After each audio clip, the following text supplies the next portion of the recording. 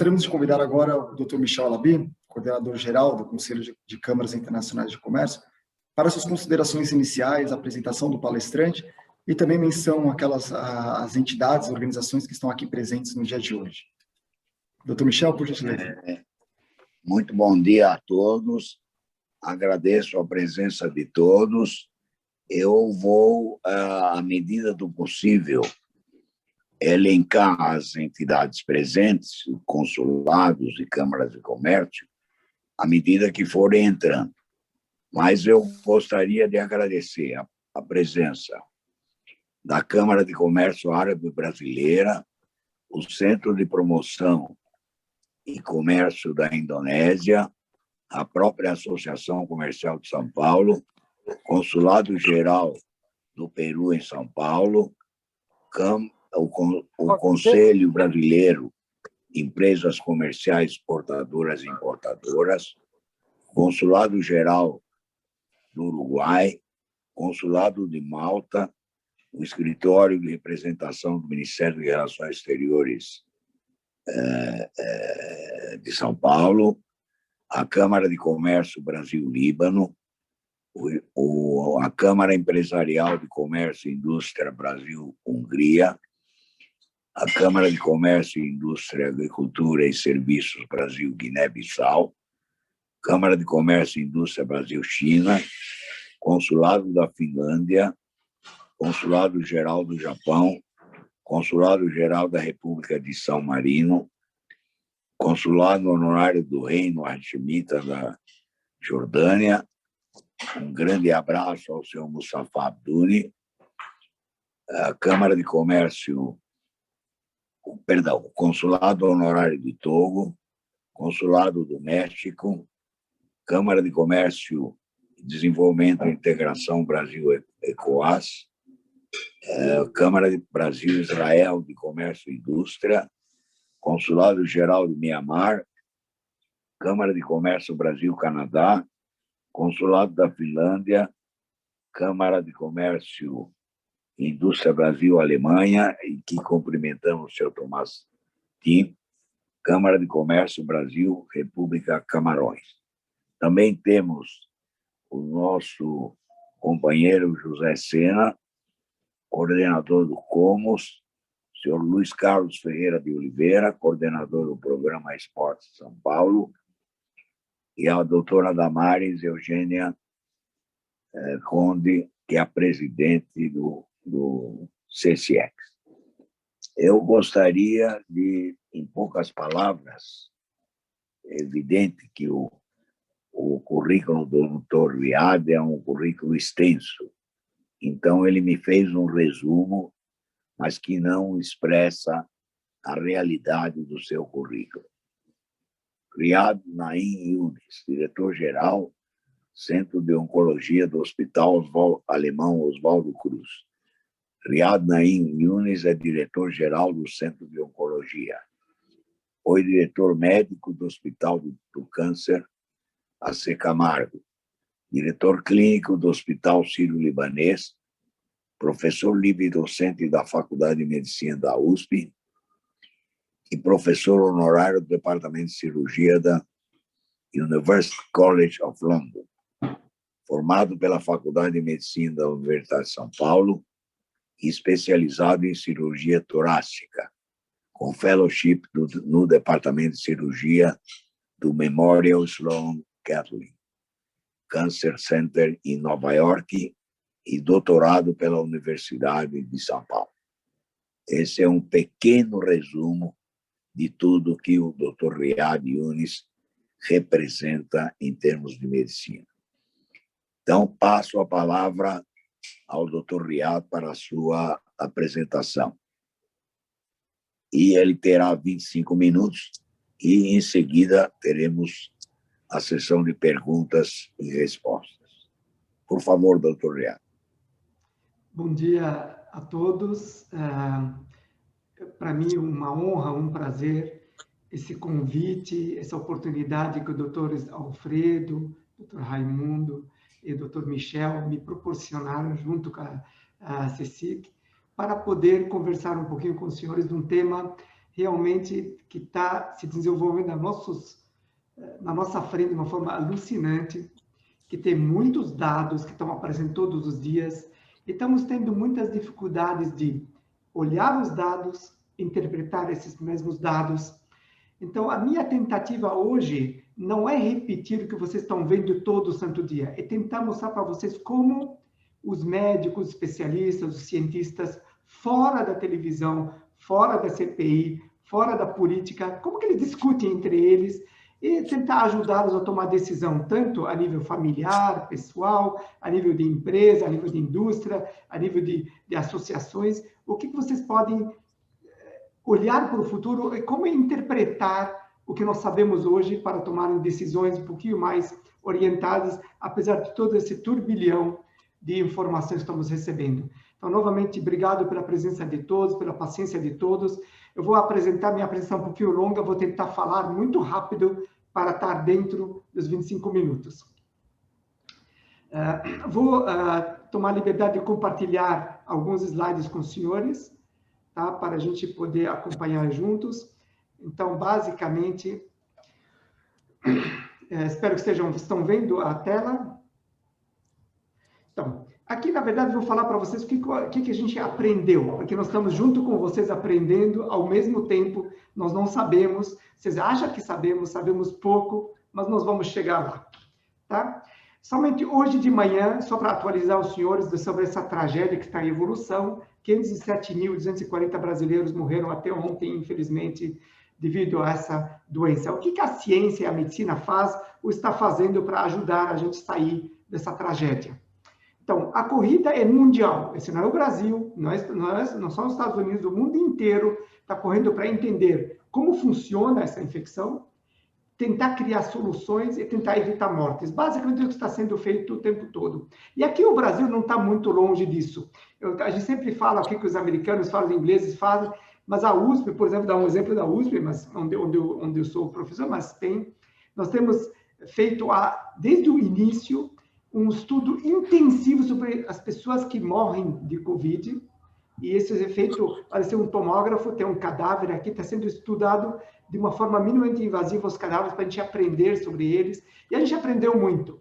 Hoje, o vírus, a gente encontrou nesse estudo da USP, vírus no coração, no tubo digestivo, no pulmão, no cérebro. Então, essas partículas pequenas apontadas aqui são os vírus destruindo as células. Essa é uma fotografia de microscopia eletrônica, mostrando o vírus dentro das células desses órgãos. No pulmão, a inflamação causada por essa tragédia causa essa coisa vermelha que normalmente não existe. Essa coisa vermelha toda é fibrose, é cicatriz, como se fosse uma cirrose do pulmão. E isso, infelizmente, não tem reversão. Quando acontece isso, o doente não reverte nunca mais, vai ficar com falta de ar para o resto da vida, se não morrer da doença. Às vezes tem essas tragédias, esse é um pulmão de autópsia do doente que morreu, tem um buraco aqui, vocês estão vendo um buraco no pulmão, e um buraco que comunica do lado de fora, então o ar vaza daqui para cá, causando tragédias nesses doentes. Embolias pulmonares, essa aqui é um êmbolo, um coágulo dentro das artérias e das veias do pulmão, também essa trombose é característica dessa doença. Inflamação do coração, não somente de adulto, aqui são crianças com inflamação no coração delas, então não é que as pessoas, somente quem é velho pega a doença, quem é velho fica mal, gente jovem também fica.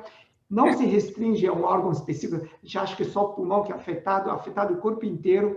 Aqui os senhores estão vendo o cérebro com buracos e disrupções dos neurônios no cérebro, levando à piora da parte cognitiva, da memória, da atenção dos doentes, e isso pode durar muito tempo depois da saída. E agora vocês estão vendo, tem a nova moda da Índia, que eles estão vendo infecções, que aquele fungo, que eles chamam de fungo negro, fungo preto. Nós temos isso aqui também em São Paulo. Esse é um pulmão também de doente com Covid, com fungo que destruiu metade do pulmão dele. Então, essas são coisas que acontecem muito. Então, nós temos uma tragédia em evolução. E o que está sendo feito para aprender sobre o manejo e o controle da pandemia? Foram testadas dezenas de medicamentos, dezenas, independente da propaganda de um ou outro medicamento. quase o mundo inteiro testa tudo que dá para testar contra esse vírus. Para fazer o quê? Para prevenir a infecção ou para tratá-la numa fase que ainda está no início, com pouco sintoma ou assintomático, ou até tentar evitar a evolução para o quadro mais grave. E, infelizmente, por enquanto, até hoje, nada funcionou. Nós não temos um tratamento eficiente, melhor do que nada, melhor do que água com açúcar, para fazer uma prevenção da doença ou tratá-la de uma forma muito precoce. Infelizmente, adoraria se pudesse, mas infelizmente, por enquanto, não temos isso. Então, o que temos? Só temos medidas eficazes, de fato, são mecânicas e físicas. Uso de máscara, que evita as gotículas saírem para o ar, a gente respirá-las, evita que a gente dissemine e os outros recebam isso, distanciamento físico e também a higiene das mãos e também a testagem, o rastreamento. Infelizmente, aqui no Brasil, estamos muito fracos nessa história da testagem, rastreamento, mas todos os países estabeleceram isso como norma e funciona muito bem. Você acha alguém, uma pessoa índice, você consegue rastrear todo mundo que entrou em contato e evita que o vírus se dissemine. São coisas físicas, obviamente vieram as vacinas. A nossa chance, como em todas as doenças virais, todas elas, é termos vacina. Quando temos vacina, a coisa funciona muito bem. Nós não temos nenhuma doença viral que curou sozinha, sem vacina, se ela entrar em pandemia. Então, chegou uma forte aliada à vacina. E foi impressionante, até para nível de pesquisadores, nós somos pesquisadores, acompanhamos a tecnologia, a gente não esperava ter um avanço tão rápido e tão inovador da tecnologia para desenvolvimento de vacinas contra a Covid-19. Isso nunca aconteceu na história da medicina. Realmente foi uma revolução de tirar o chapéu para os cientistas. E que tipo de vacina temos? Resumidamente, aqui os senhores estão olhando um vírus, tem no meio dele o RNA, que é o código genético dele, é uma capa com código genético e umas proteínas aqui na superfície que fazem com que ele consiga grudar na célula normal do corpo e ele consiga introduzir esse RNA para dentro da célula. Então, o vírus, quando nos infecta, ele introduz esse código genético dentro da célula para produzir mais vírus, ele acaba ficando doente por causa disso. Então, tem vacinas que usam o vírus inteiro atenuado. Esse vírus não dá doença, mas a gente injeta no doente a vacina do vírus inteiro e ele produz anticorpos contra tudo, contra essas partículas, contra a capa, contra o que vier lá dentro. Ele produz grande. Tem outro tipo de vacina onde a gente oferece para o doente somente a partícula que causa a penetração dele, que causa a doença, que seria essa chamada spike. E tem outra vacina que introduz somente o material genético. Então, a mesma coisa, a gente mimetiza o que o vírus vai fazer, faz o material genético, a gente injeta no doente material genético próprio do vírus. Infelizmente, nós não conseguiremos imunidade de rebanho, imunidade da população inteira, sem vacina. É muito difícil.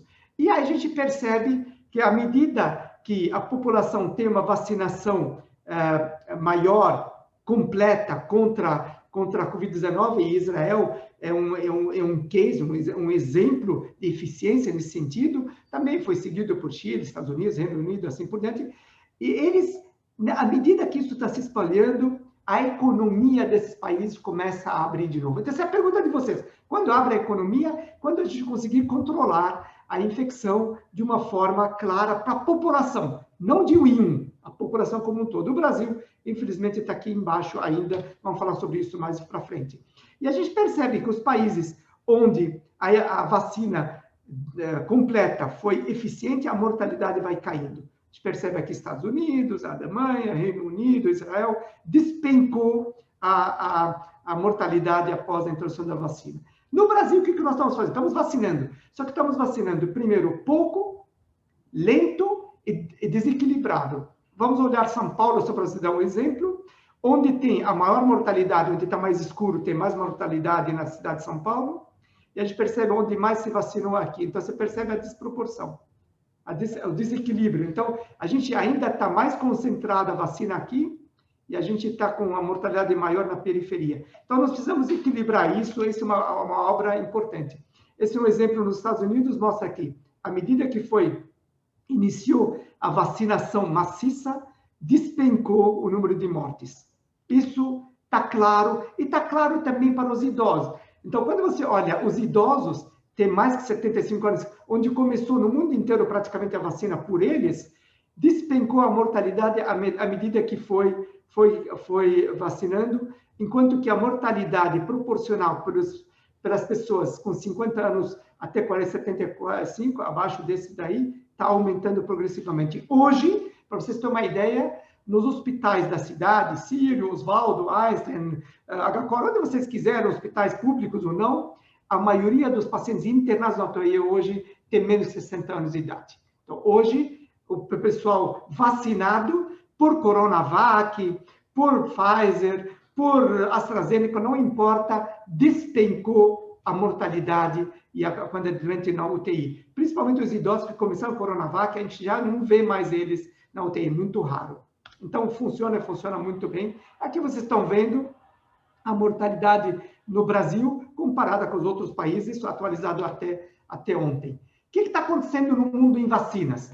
Não temos 3 ou 4 vacinas, tem um monte de vacinas correndo em várias fases de pesquisa, 50 na fase 1, isso até dia 16, 36 na fase 2, 31. Então, temos um número, sim, enorme de vacinas que estão sendo estudadas e a gente torce que elas entrem no mercado. Hoje temos aprovadas 8, temos autorizadas outras 8, a gente gostaria muito de ter 150 ou 200 disponíveis. E no Brasil, tem também vacinas sendo feitas no Brasil. Aqui uma lista de vacinas que já estão na fase ou 2 ou 3, estão aprovadas em fase definitiva ou emergencial no mundo inteiro. Aqui o Brasil também tem várias dessas daqui que foram testadas e aprovadas aqui. Um dos grandes problemas nossos, quando a gente assiste a televisão, veio as pessoas falando, os leigos falando, o pouco entendimento de como funciona o estudo de vacina atualmente. Eu gostaria de explicar para vocês como são feitos os estudos e como são interpretados os dados. Então, quando vocês estão ouvindo uma notícia ou lendo uma notícia, vocês têm que interpretar de uma forma correta para tomarem as decisões para a empresa de vocês ou a autoridade de vocês. Então, depois, no fim, vamos ver qual é a melhor vacina que temos hoje. Os estudos científicos bem feitos, não é aquele chute que é feito na vizinhança, eles têm que incluir milhares de pacientes. Quando vocês vão ver um estudo que tem centenas de doentes testando uma vacina, não precisa, é bom olhar o que está lá, mas a gente não leva muito em consideração. Se não tiver milhares, a gente não vai aprender muita coisa. Geralmente, dezenas de milhares. Vamos pegar um exemplo típico. Pessoas candidatas ao estudo, divididos, sorteados para passar. Metade vai para o grupo que vai receber vacina, outra metade dessas pessoas saudáveis vão para receber placebo, que é uma coisa que não tem nenhuma eficiência além da parte natural. Então, vamos pegar o caso da Pfizer. Vocês conhecem 43 mil. Então, são milhares, são dezenas de milhares, está correto. Vamos olhar. O que aconteceu nesse estudo? 170 pessoas morreram. Dos 43 mil que entraram no estudo, 170 tiveram Covid grave. Covid, não morreram. Tiveram Covid moderada ou grave. Então, teoricamente, tem várias possibilidades desse estudo. Desses 170 terem ido, teoricamente, metade do lado vacinado, metade. Então, esses pontinhos vermelhos são as pessoas que pegaram de todo mundo, dos 21.500 que foram sorteados, 85 que pegaram Covid e foram vacinados, 85 não vacinados. Se tivesse esse resultado, a eficácia, isso que vocês escutam, seria 0. Então, igual ao placebo. Então, a eficácia dessa vacina é como se fosse nada. E outro cenário, o pessoal, todo mundo que pegou a doença ou morreu, estava no grupo placebo. Então, a gente fala, a eficiência é 100%. Mas o que de fato aconteceu? O que na prática aconteceu é que 8 dos 23 mil pegaram, no grupo vacinado, pegaram contra 162 do grupo placebo. 162, vou lembrar, de 23 mil. Então, qual a eficácia? 95%. Então, 8 de 162 dá 95%. Essa é a eficiência. Não significa Nada. Então, isso simplesmente significa, cientificamente, que existe uma excelente redução no grupo vacinado, do risco de pegar a doença de forma grave. Então, e esses resultados se repetem em todas as vacinas que a gente está recebendo em São Paulo. Esses resultados se repetem com Pfizer, se repetem com AstraZeneca, se repetem com Janssen, se repetem com Coronavac. Esses dados são muito parecidos. Agora, cuidado, isso não significa que se 100 pessoas receberem a vacina, 5 vão ficar doentes. Não é verdade. De 23 mil, 8 ficaram doentes. Não de 100, 5. 95 de eficácia não significa que cada 100, 5 vai ter. Por quê? Porque tem gente que fala assim, essa Coronavac ele tem 50% de eficiência, então meio a meio, para que preciso tomar a vacina? Não é meio a meio, é 50% menos que placebo. Mas não de todo mundo. De todo mundo vai ter 10, 15 pessoas que vão tomar depois da vacina. Então, são eficientes mesmo. Então, isso significa que as pessoas que receberam a vacina terão 95% menos chance de ficarem doentes do que aqueles que não receberam ou receberam placebo. Isso que significa os dados. Então, cuidado com a interpretação dos 95%, dos 50%, 60%. Para nós, 50% é uma baita diminuição, porque diminuiu de 170, ela foi para 80, 90. Então, isso daqui é uma baita definição. Nós economizamos doença em 70 pessoas, e doença grave em 90% das pessoas. Maravilha! Então, qual é a meta, de acordo dos especialistas cientistas? Qual é a meta da vacina? O que eles estão procurando, os cientistas? Não o que está procurando o político ou a autoridade de saúde. A meta dos pesquisadores da vacina não é de eliminar o vírus da face da Terra. Isso é inviável. O que eles querem? Eles querem controlar e eliminar sua capacidade de causar doença grave ou morte. Tá? Então, para isso, todas as vacinas se mostraram eficazes. Todas. Essas que estão no mercado, autorizadas, todas reduzem o risco de doença grave ou de morte. E, portanto, se você é a sua primeira pergunta, qual seria a melhor vacina hoje? É aquela que tem disponível. É ridículo ver gente que fica caçando essa outra vacina. E tem um doente amigo, tem uma pessoa amiga minha, que ela ficou na fila, tinha Coronavac, não quis tomar, falou para daqui 2 semanas vai ter a Pfizer, esperou 2 semanas e pegou coronavírus, pegou a doença do corona no meio do caminho, antes da vacina, e está internado na UTI. Então, tivesse tomado a vacina do corona, que 2 semanas depois, provavelmente ele estaria protegido. Então, não percam tempo procurando a melhor vacina, que não existe a melhor vacina. Se você tiver 4 na tua frente, você pode escolher o que você quiser. Mas se tem uma, tome ela, não atrase, pelo amor de Deus. E os riscos e efeitos colaterais das vacinas?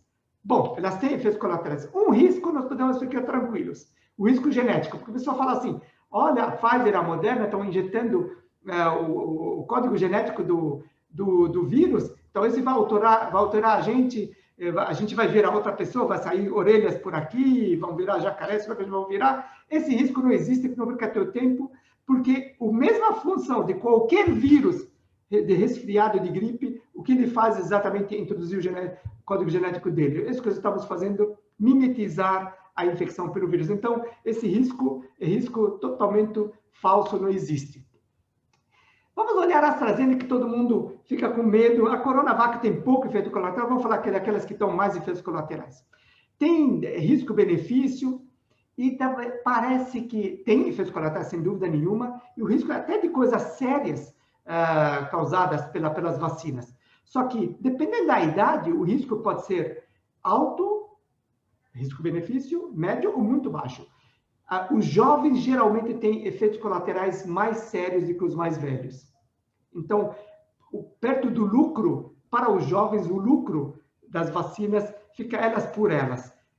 Matéria de risco só, não da proteção da infecção. Se vocês olharem, tá bom, esses riscos significam o quê? A primeira coluna aqui são as pessoas jovens e aqui são as pessoas mais idosas. O risco de você ter um efeito colateral grave, sério, pela AstraZeneca, 11 em 1 milhão, ou 1 em cada 100 mil injeções. O risco da pessoa mais idosa é 4 em 1 milhão, é praticamente a metade. Agora, o risco de você morrer do coronavírus é 23 em 1 milhão, contra na pessoa jovem e 800 por milhão na pessoa velha. Então, você troca 4 por milhão de risco de ter algum efeito colateral sério contra 800 por milhão de morrer da doença. Eu prefiro esse. Então, de você morrer de acidente é muito maior do que de carro. E você, para você ter uma ideia, a chance de você pegar um relâmpago te acertar é 4 vezes menor do que o risco, só 4 vezes menor. Então, não é tão comum efeito colateral grave. Então, tomem cuidado, não se assustem com isso. E a Pfizer, então? Também é a mesma coisa, dá efeitos colaterais vezes a porcentagem depois da primeira dose, em azul, e laranja de segunda dose. Tem efeitos colaterais, em geral, só dor no local, que é mais comum, um pouquinho de fadiga, dores de cabeça, mas a maioria desses efeitos colaterais duram 24, 48 horas e vão embora. Difícil ter coisas raras. Se vocês olharem as mais famosas vacinas, todas têm efeitos colaterais, geralmente mais comuns, quando vocês percebem, nas pessoas que têm menos que 60 anos de idade, menos comum nas pessoas de mais idade. Então, os efeitos colaterais mais comuns pelos estudos, pelas pesquisas, com a Moderna são esses, a maioria são de dor no local da injeção, mas metade dos pacientes vai ter dor de cabeça ou fadiga. Se vocês olharem a Pfizer, algo parecido, um pouquinho menos com a Janssen, que é uma dose única. Tá? A pergunta tem muita gente que me perguntou, olha, eu tomei agora Coronavac, mas está todo mundo falando que não funciona, eu vou pegar o avião, vou para Miami. Essa agora está na moda. Ir para Miami para pegar a segunda Pfizer. Se a gente combinar duas vacinas, AstraZeneca aqui, Pfizer nos Estados Unidos ou vice-versa, o que nós sabemos? Bom, a eficácia eu tenho a mínima ideia. Se você tomar Pfizer hoje aqui, depois tomar AstraZeneca lá, se você vai estar melhor ou pior. Eu consigo te dar uma dica através do estudo que foi iniciado na Universidade de Oxford e está andando agora, estou dando os dados mais recentes, já temos 2 efeitos colaterais. Se vocês pegarem aqui em azul, desculpe, aqui em azul, AstraZeneca mais AstraZeneca. A primeira dose é AstraZeneca, a segunda dose é AstraZeneca. Metade dos doentes tem fadiga. AstraZeneca primeiro, depois Pfizer, aumenta para 80% de efeitos colaterais. Pfizer, primeira Pfizer, segunda Pfizer, essa taxa de fadiga aumenta quando se faz Pfizer, depois AstraZeneca. A mesma coisa se repete com febre e dor de cabeça. Então, se você pegar a primeira vacina de um jeito e a outra do mesmo jeito, a mesma vacina, geralmente tem um pouquinho menos de efeitos colaterais do que você tomar uma AstraZeneca ou uma Pfizer ou Pfizer AstraZeneca. Geralmente aumenta a chance de efeitos colaterais. Esses dados estão saindo, está ainda em andamento o estudo, mas só para vocês saberem o que vocês esperaram. Tem uma outra moda agora, ficar olhando os antígenos, anticorpos e dosar, e PCR e assim por diante. Como que evolui isso numa infecção típica? Se a gente olhar a primeira infecção, a pessoa está contaminada pelo vírus, está aqui à esquerda. Uma semana depois a gente começa a ver o vírus presente na garganta do doente. Então, se você acabou de encostar em alguém que tem vírus, não adianta fazer o PCR aqui na primeira semana, que não vai pegar. Vai vir negativo, você acha que está tudo bem. Geralmente a gente espera 3, 4, 5 dias ou mais depois da infecção para testar. Então, vocês percebem, começa a subir, aqui aumenta o número de vírus, e o vírus ele vai caindo devagar no PCR, porque tem fragmentos do vírus mortos que continuam na garganta, não significa que está a infecção. Infecção mesmo, vírus viável, depois de uma semana de começar os sintomas, começam aqui nessa linha os sintomas, ele está praticamente indo embora. Então, você ficar preocupado com o vírus depois de 10 dias, esse vírus já foi. A gente não acha ele mais na garganta. E os anticorpos?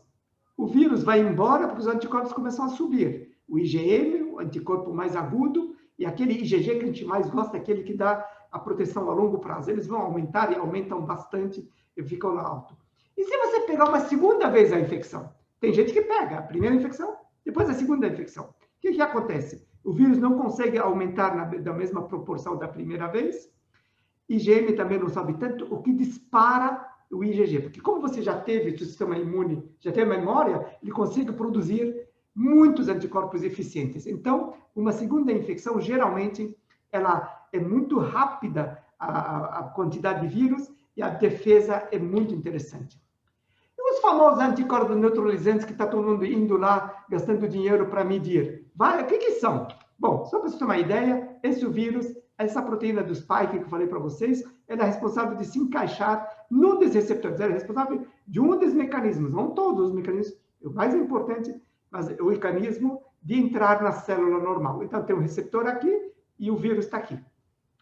Os anticorpos normalmente fazem o quê? Eles vão lá, grudam no vírus e apresentam ele para nossas células de defesa para destruí-lo, para não deixá-lo entrar na célula. Só que o anticorpo neutralizante, além de fazer isso, ele se encaixa de um jeito naquela partícula lá do spike, que ele não consegue mais se encaixar. Então, ele tem duas funções. A função de prepará-lo para ser destruído, mas, ao mesmo tempo, ele neutraliza a sua capacidade de grudar aqui. Mas tem outros anticorpos aqui, que não são neutralizantes, também funcionam muito bem. Então, hoje em dia, a gente sabe que quanto maior quantidade produzida de anticorpos neutralizantes, prediz melhor imunidade protetora. Mas isso não significa que quem não tem anticorpo neutralizante não vai conseguir se proteger. Então, quanto mais se protege, mas quem não tem também se protege, aliás, pode ter zero, pode ainda ter proteção. Então, infelizmente, por enquanto, nós não conseguimos separar quem individualmente está protegido e quem não está com o exame de sangue. Não conseguimos fazer isso. Então, por enquanto, os médicos não indicam a dosagem rotineira depois da vacina. Então, na hora de fazer a vacina, vai dosar os anticorpos para ver se estou protegido. A gente não sabe o que isso significa, na verdade, até o momento. No futuro, talvez a gente aprenda, tá? E a famosa imunidade de rebanho, que vai permitir que a nossa economia abra, vamos voltar a ir para o shopping, vai todo mundo se abraçar. Como que a gente consegue ela? Bom, a imunidade espontânea de rebanho, que tem muita gente falando, olha, deixa todo mundo se contaminar, aí dá tudo certo. Então, essa foi a estratégia da Suécia. E caíram do cavalo. Se você pegar os países escandinavos, a mortalidade da Suécia foi aqui, enquanto que os outros, da Finlândia e da Noruega, que foram fazer o que o resto do mundo está fazendo, controle, não soltar todo mundo, a mortalidade ficou embaixo. Isso ficou tão ruim que o primeiro-ministro foi derrubado poucos dias atrás por causa de uma das coisas do manejo dele totalmente trágico da pandemia. Então, não é uma boa atitude você contaminar as pessoas. Para vocês terem uma ideia, no Brasil, se a gente fizesse a coisa de rebanho, deixar todo mundo se contaminar, e aí não precisa nem vacinar as pessoas, tocar o barco, a gente teria estimativa ao redor de mais de 4 milhões de óbitos, pela mesma proporção que temos hoje, até a gente atingir a imunidade de rebanho sem vacina. Então, não é uma boa ideia, por enquanto, a nível científico e epidemiológico. Então, quando vamos poder tirar a máscara, abraçar os vizinhos, e quando o doutor Alfredo vai poder viajar e ir para o Líbano, não sei para onde ele vai. Aliás, para o Líbano você pode viajar com Coronavac sem problema nenhum. Então, o papel é fundamental das vacinas. E aí? Mas, todo mundo fala, quantos por cento a gente tem que vacinar para poder fazer, para poder abrir a economia? Nós não temos esse número. Não temos número mágico, nem uma porcentagem mágica. Sabe por quê? Porque depende. Depende da variante que está no dia.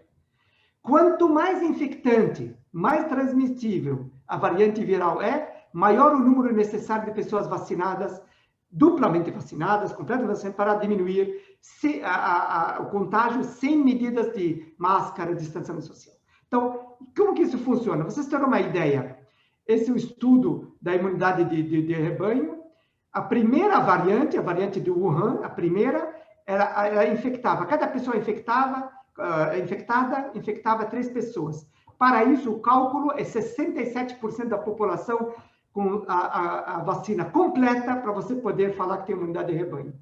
Aí apareceu uma outra variante, a variante inglesa. Essa variante inglesa é um pouquinho mais infectante que a outra. Cada pessoa infecta 4, então você tem que subir para 75% da população totalmente vacinada para podermos atingir a imunidade de rebanho. E a variante que agora vai ficar dominando do mundo, provavelmente a indiana, então ela precisa de 83% da população. Então depende da variante do dia. Então esses números não existem no número exato, mas no mínimo 67% indo em direção de 83%, talvez 90% da população vacinada. E assim mesmo que você atinja 83% das pessoas vacinadas, fiquem de olho, verifiquem sempre taxas de casos novos, de óbitos e de ocupação de leitos hospitalares. Cada região tem a taxa dela, não necessariamente igual ao dos outros. E o Brasil, onde está com uma dose só, estamos aqui ao redor de uns 20 e poucos %, isso até ontem, vacinadas, uma dose só. E a pergunta de vocês, uma dose serve para alguma coisa? Não é tudo, mas ela serve. Olha, tem esse estudo, foi publicado uma semana atrás, que pegaram pessoas na Inglaterra que tomaram o AstraZeneca, uma dose única, ou Pfizer, uma dose única, e eles foram ver o que aconteceu com essas pessoas num período grande de observação, que incluiu esse período recente da variante Delta. 57% de eficácia com uma dose só da AstraZeneca e 74% da Pfizer. Então, ela já ajuda. Então, por isso que a gente fala, não atrase a vacina, pelo amor de Deus. Pega qualquer vacina que ela já começa a te ajudar já 2 ou 3 semanas depois da primeira dose. E no Brasil, onde estamos com as 2 doses, ainda até ontem, estamos com 11,6% somente dos brasileiros vacinados. Estamos muito longe dos 60%, 70%, 80% que eu conversei com os senhores. Se pegarmos as pessoas idosas no Brasil, despencou a mortalidade à medida que eles foram sendo vacinados. Então, como a cobertura vacinal dos velhos ficou muito mais eficiente, e a maioria aqui é Coronavac, nós estamos com um controle muito mais eficaz dessa população. Como estamos no Brasil hoje e o que falta para a nossa imunidade de rebanho? Apareceu um estudo 3 dias atrás, brasileiro muito bom, pessoal da Universidade do Rio de Janeiro e na USP, que precisamos, em resumo, ter mais, de tudo que a gente já vacinou até hoje, mais 237 milhões de doses de vacinas para a gente poder atingir a imunidade de rebanho, como estamos hoje. 237 milhões, só para vocês fazerem uma continha simples, quando que vocês vão poder abrir as lojinhas? Hoje, na melhor das hipóteses, vacinamos 2 milhões de doses por dia, na melhor das hipóteses, no Brasil. A gente vai precisar de uns 110 dias para a gente conseguir vacinar todo mundo. Façam as contas quando isso vai chegar para vocês terem a máscara. Se a gente começar a vacinar hoje, as 237 estiver disponíveis, 237 milhões, que nós não temos, infelizmente. O nosso ritmo ainda é muito lento, vocês sabem, essa curva de uma dose só ou 2 doses. Agora, é interessante que as pessoas com 70 ou mais idade, estamos com mais de 90% delas já cobertas, com 1 ou 2 doses. Então, já estamos indo bem nas pessoas idosas. Infelizmente, as pessoas jovens, as 2 doses ainda estão muito baixo e vai caindo à medida da idade.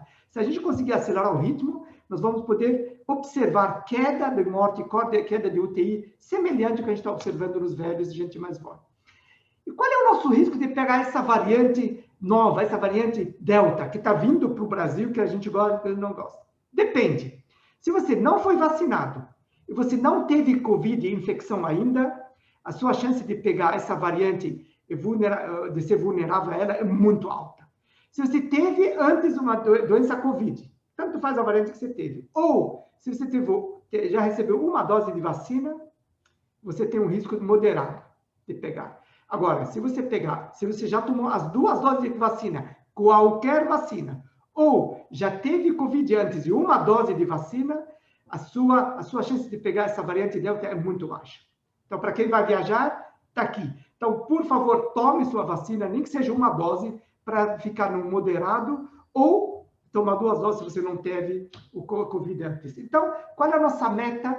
Esse é um estudo publicado no Lancet, agora, de cientistas no mundo, que nós temos a meta de eliminar o contágio pelo SARS-CoV-2, tá? Para a gente ter melhores evoluções, melhores economias e garantir liberdades civis, não ficar restringido às pessoas.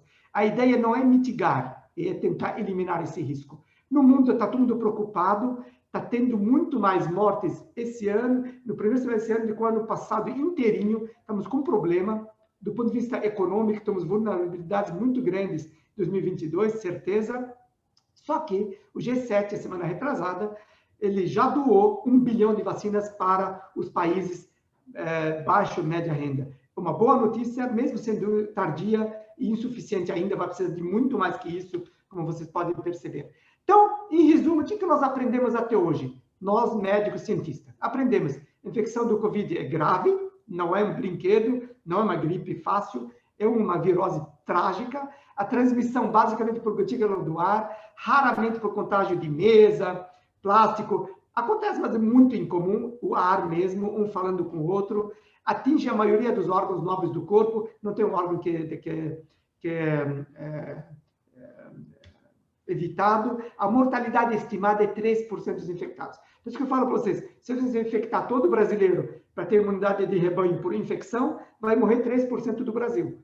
É muita gente. Então, vamos com vacina que é mais barato. E não existe até o momento, infelizmente, medicamento capaz de evitar a infecção, nem de reduzir a chance de evolução grave. Por enquanto, não temos, estamos fazendo pesquisa no mundo inteiro para isso. Houve uma melhora progressiva no manejo dos pacientes, hoje melhorou, cuidado na UTI, ventilação, anticoagulação, remédios específicos para cada fase da doença, não para prevenir, mas para tratar, isso melhorou muito, ainda temos chão. Agora, por enquanto, também não tem nenhuma possibilidade de suspender as máscara, higiene de mão e assim por diante, antes da gente atingir nossa imunidade de rebanho. Então, tirem o cavalo da chuva nos próximos 3 ou 4 meses, não existe possibilidade real da gente ter, de uma forma responsável, tirar as máscaras. E as vacinas são eficazes. Eficazes no que elas estão sendo feitas, para reduzir chances de infecção grave, ou UTI, ou morte. Elas conseguem. E precisamos, como sociedade, isso já aprendemos, querer fazer mais do que já fizemos até agora. Infelizmente, estamos ainda, como sociedade, todo mundo, como o Brasil, fazendo o menos que a gente devia. E precisamos investir mais em pesquisa, em saúde. O mercado sozinho não consegue fazer isso. Nenhum país do mundo, as indústrias privadas tocaram o cuidado dessa pandemia. Precisa de uma atuação forte do Estado, então temos que fortalecer nosso SUS e assim por diante. As vacinas têm se mostrado uma excelente proteção e até estão conseguindo reduzir a transmissibilidade, mas muito mais como proteção. Incrível, nunca se soube tanto de uma vacina e nunca se duvidou tanto de uma vacina. Quer dizer, todo mundo tomava vacina da gripe no ano passado, retrasado outro, nunca ninguém perguntou nem o que está sendo injetado, nem qual é a eficácia. Hoje, a gente discute cada porcentagem. Apesar de tudo isso, está claro, transparente, bonito, a dúvida está cada vez maior. É uma coisa maluca. E, pelo amor de Deus, tome a segunda dose, mesmo que com atraso. Mesmo que atrase, você tomou a primeira, em vez de daqui 2 semanas, 3 semanas, 1 mês, 2 meses, 3 meses, 4 meses, tome. Pode cair um pouco a eficácia, mas vai continuar eficaz. Por favor, tome a segunda dose. E é melhor vacinar agora com qualquer vacina, mesmo que tenha 50% de chance, de que esperar uma em setembro, uma de 98. É possível que você pegue no meio do caminho o Covid, fique mal, fique na UTI até morrer. Não vale a pena essa brincadeira de ficar caçando vacina, esperando vacina. Então, altamente provável, a gente vai ter que conviver por muito tempo com o Covid e vai ter muito mais variantes. Então, o que você está ouvindo vai ter cada vez mais variantes. Quanto mais infectamos, mais variantes tem. E o controle da pandemia, o retorno ao convívio, vai precisar, no mínimo, 75% da população com imunização completa para a gente realmente reduzir os casos graves de forma clara. Ações coordenadas são fundamentais entre autoridades especialistas e as síndromes crônicas pós-Covid vão ser um problema grave nos funcionários que trabalham com vocês, na família, no Brasil, no mundo. Nós vamos ter muitos problemas econômicos por causa dessas síndromes crônicas que estão aparecendo a todo vapor. Então, não é possível, novamente, sem perdas de vidas catastróficas, atingirmos imunidade de rebanho sem vacina. Temos que investir nas pesquisas, investir em infraestrutura, e a gente tem que sempre estar preparados para evitar desastres semelhantes. Como Benjamin Franklin já tinha falado, se a gente falhar em ficar preparados, nós vamos nos preparar para falharmos. Então, isso é absolutamente não viável para um país como o nosso. Muito obrigado pela atenção.